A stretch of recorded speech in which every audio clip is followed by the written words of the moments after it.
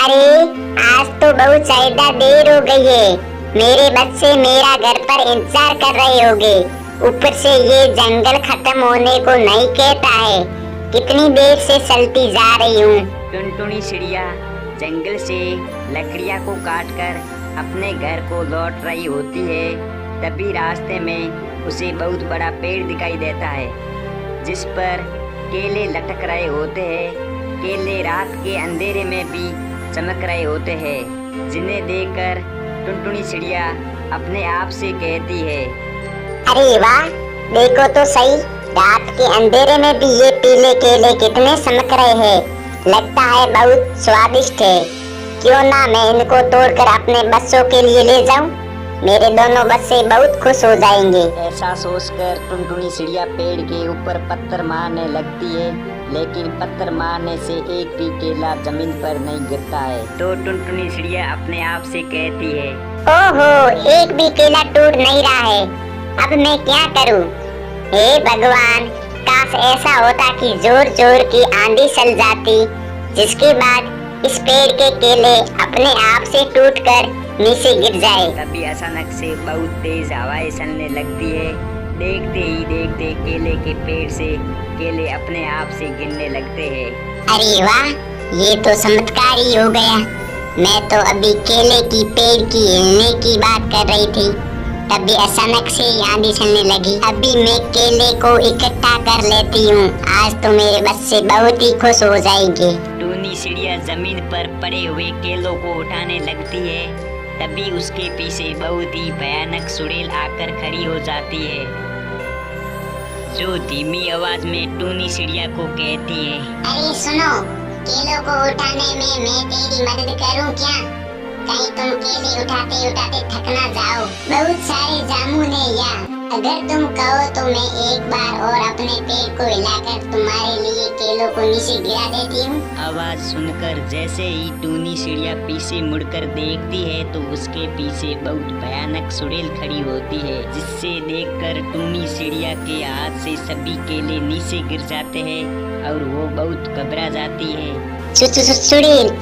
चुड़ैल, हे भगवान, चुड़ैल तुम कहाँ से आ गई? जहाँ से ये केले आए हैं। चुड़ैल, मुझसे गलती हो गई है, मुझे माफ कर दो।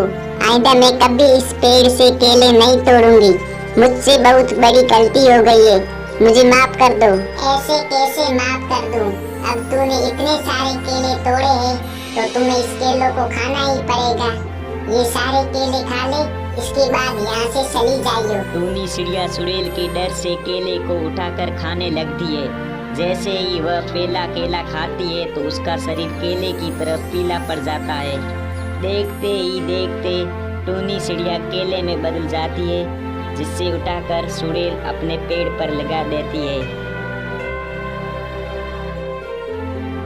फिर चुड़ैल अपने आप से कहती है, ऐसे ही धीरे धीरे लोगों से बने हुए केले पेड़ पर लगाती रहूंगी तो मेरी शक्तियाँ बढ़ती ही रहेंगी। इतना कहकर चुड़ैल वहाँ से गायब हो जाती है। फिर अगले दिन मुन्नी चिड़िया और बबलू चिड़िया अपनी माँ टुनटुनी चिड़िया को जंगल में चारों तरफ से ढूंढते हैं, लेकिन उनकी माँ कहीं नहीं दिखाई देती है।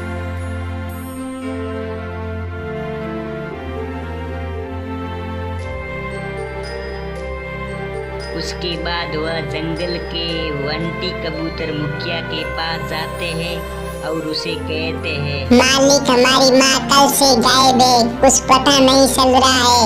हमारी माँ को ढूंढने में हमारी मदद करो। मेरी माँ के अलावा इस दुनिया में कोई नहीं है। अगर हमारी माँ वापस नहीं आई तो हम दोनों बहन भाई जीते ही जीते मर जाएंगे। मुन्नी चिड़िया और बबलू चिड़िया को इस तरह अपनी माँ से तड़पते हुए देख वंटी कबूतर मुखिया के आंखों में आंसू आ जाते हैं और वह उसे कहते हैं, देखो बच्चों, तुम दोनों चिंता मत करो। तुम्हारी माँ को ढूंढने में हम तुम्हारी मदद जरूर करेंगे, लेकिन तुम दोनों अपने आप को अकेला मत समझो। तुम्हारे माँ के बाद इस दुनिया में मैं तुम्हारे साथ हूँ। बंटी कबूतर मुखिया उन दोनों को गले लगा लेता है। उसके बाद उन दोनों को घर के अंदर बुला लेता है, जिसके बाद मुखिया अपने लोगों को जंगल में टुनटुनी चिड़िया को भेज देता है और कहता है उसे, तुम सभी को मैं एक काम देता हूँ, उसी टुनटुनी चिड़िया को किसी भी हालत में ढूंढ कर ले आओ, फिर चाहे जंगल को कोना कोना क्यों ना सान लो। मैं इन बच्चों को अनाथ होते हुए नहीं देख सकता। जाओ जल्दी लौट कर आना। बंटी कबूतर मुखिया के पक्षी गांव में टुनटुनी चिड़िया को चारों तरफ ढूंढने लगते हैं। देखते ही देखते सुबह से शाम हो जाती है, जिसके बाद वह सभी मिलकर जंगल में ढूंढने लगते हैं। अरे मुखिया ने हमें आदेश तो दे दिया, लेकिन सुबह से शाम हो गई, लेकिन हमें वो टुनटुनी चिड़िया कहीं नहीं मिल रही है। अरे धरती निकल गई या आसमान निकल गया उस टुनटुनी चिड़िया को। अगर टुनटुनी चिड़िया मरी होगी तो भी उसकी लाश कहीं ना कहीं होगी ना, पता नहीं कहाँ गायब हो गई वो टुनटुनी चिड़िया। तुम लोग बातें कम करो और काम ज्यादा। एक काम करते हैं, हम सभी अलग अलग दिशाओं में जाते हैं, कहीं ना कहीं हम उस टुनटुनी चिड़िया का सुराग जरूर मिलेगा। कालू कौआ की बात सुनकर सभी पक्षी अलग अलग दिशा में निकल जाते हैं, जिसके बाद कालू कौआ टुनटुनी चिड़िया को ढूंढते ढूंढते केले के विशाल पेड़ के पास पहुंच जाता है, जहां उसे केले रात के अंधेरे में चमकते हुए दिखाई देते हैं।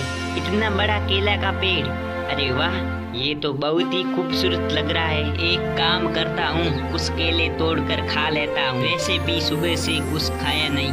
कालू कौआ पत्थर मारकर केले को तोड़ने की कोशिश करता है, तभी उनमें से एक केला नीचे गिर जाता है। जैसे कालू कौआ उस केलों को उठाने जाता है तो उसके पीछे बहुत भयानक चुड़ैल खड़ी होकर उसे कहती है, अगर तुम्हें और केले खाने हैं तो मुझे बताओ, मैं पूरे पेड़ को हिलाकर तुम्हारे लिए केले तोड़ दूंगी। अपने पीछे बहुत भयानक चुड़ैल को देखकर कालू कौआ बहुत ज्यादा डर जाता है, जिसके बाद वह डरते हुए चुड़ैल से कहता है, चुड़ैल, तू कैसे, कौन है तू और मेरे पीछे खड़ी होकर क्या कर रही है? मेरे केले तोड़कर मुझे ही पूछते हैं कि तुम कौन हो। चलो, जब तुमने केला एक तोड़ ही दिया तो उसे खा भी लो। नहीं, मुझे कोई केला नहीं खाना है, मुझे जाने दो यहाँ से। पहले केला खाओ, उसके बाद चले जाना, मैं तुझे नहीं रोकूंगी। चुड़ैल के डर से कालू कौआ केले को खा लेता है, जिसके बाद देखते ही देखते कालू कौआ एक केले में बदल जाता है, जिससे उठाकर चिड़िया चुड़ैल अपने केले के पेड़ पर लगा देती है। लेकिन ये सब बुलबुल एक पेड़ के पीछे छुप कर देख लेती है, जिसके बाद वह जंगल से निकलकर सीधी बंटी कबूतर मुखिया के पास जाकर उसे जंगल में हुई पूरी घटना के बारे में बताती है। क्या कहा चुड़ैल? लगता है हमारे जंगल में चुड़ैल की वजह से पक्षी गायब होते जा रहे हैं, हमें उसका कुछ न कुछ करना ही होगा। ये सोचकर बंटी कबूतर मुखिया एक गिद्ध तांत्रिक को लेकर उस जंगल में पहुंच जाता है, जिसके बाद गिद्ध तांत्रिक बाबा उस केले के पेड़ के सामने खड़े होकर एक मंत्र का जाप करते हैं।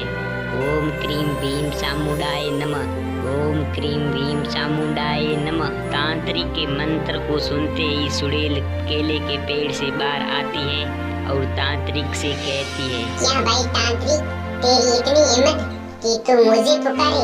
रुक, तुझे मैं अभी बताती हूँ। इतना कहने के बाद चुड़ैल तांत्रिक ऊपर हमला करने लगती है, लेकिन तांत्रिक अपनी झोली से बबूती निकालकर चुड़ैल के ऊपर फेंक देता है, जिसके बाद चुड़ैल बहुत ज्यादा कमजोर पड़ जाती है। चल चुड़ैल, बहुत हुआ तेरा नाटक, जल्दी से बता, आखिर तुम ये सब क्यों कर रही है?